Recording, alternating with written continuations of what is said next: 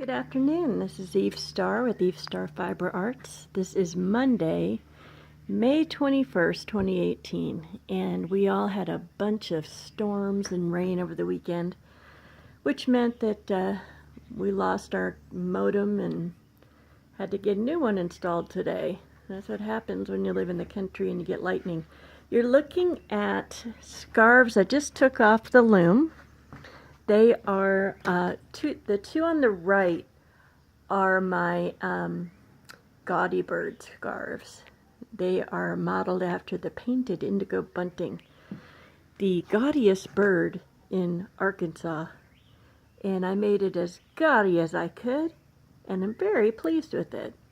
I did a lot of techniques that blended the colors gradually, and I used texture to do that too, with this thick and thin hand-spun cotton and silk blend yarn. And then I used some of this collinette tape, very soft ribbon, to put in there. They're narrow scarves. My cardinal scarf, this is kind of my Respect the Lady cardinal scarf, because lady cardinals can be quite gorgeous. This one came out smaller because I used finer yarns. I purposely used the thinnest, finest yarns I could. Now, I have not washed these yet. And what happens when you wash your weaving is that it redistributes the yarn slightly. You can shape it a little bit, and then at that point I will thicken the fringe. You can see why I always do that. Because in a case like this where I've just used very thin, high quality pearl cotton as my warp, it doesn't make much of a fringe. I mean, I could leave it long and do that, but I always thicken up my fringe.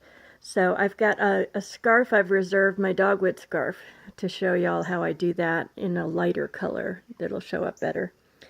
But I basically just measure off lengths that I want, which is double of what it would be here. Let's say I want 6-inch fringe.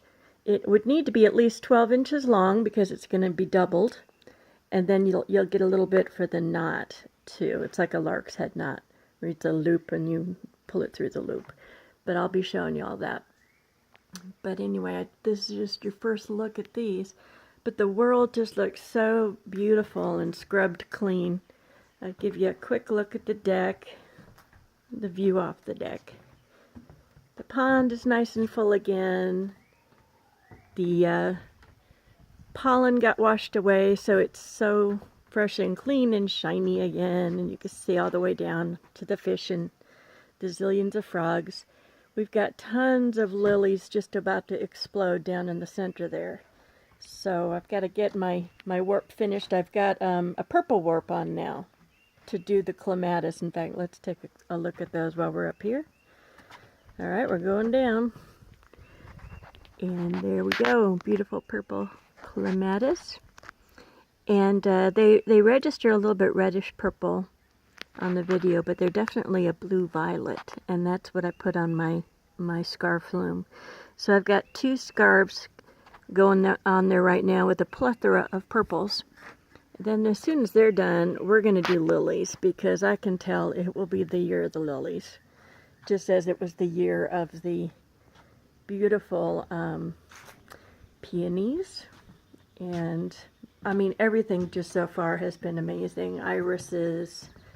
And then over here we have what are called 4 o'clocks, and they make this beautiful little fuchsia blossom. And the seeds were so cute, they look like little peppercorns, one inside each one. So I saved those and I replanted them, and they're doing well. And these are going to be like an orange cosmos.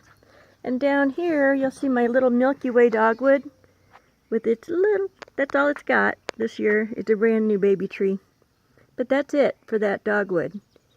But if you take a look over here, sorry, I'll go slowly.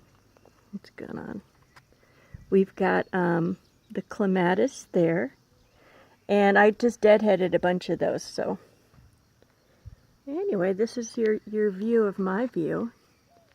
And I'm almost done with the 3-dimensional weaving that I'm working on.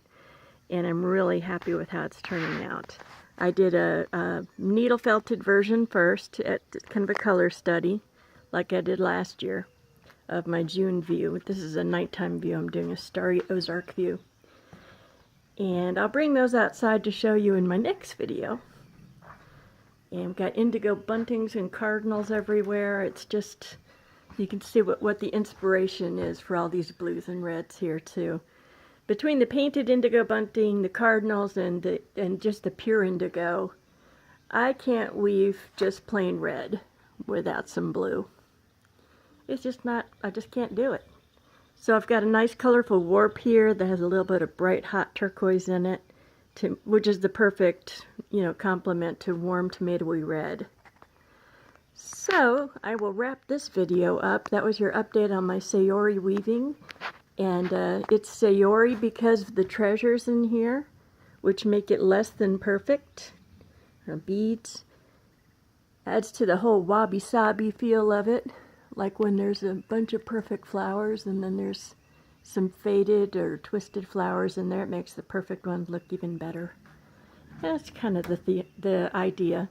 If I'm weaving for a few inches and it looks like it needs something, well, I add a little wabi-sabi, like this pure silk, sari silk right here.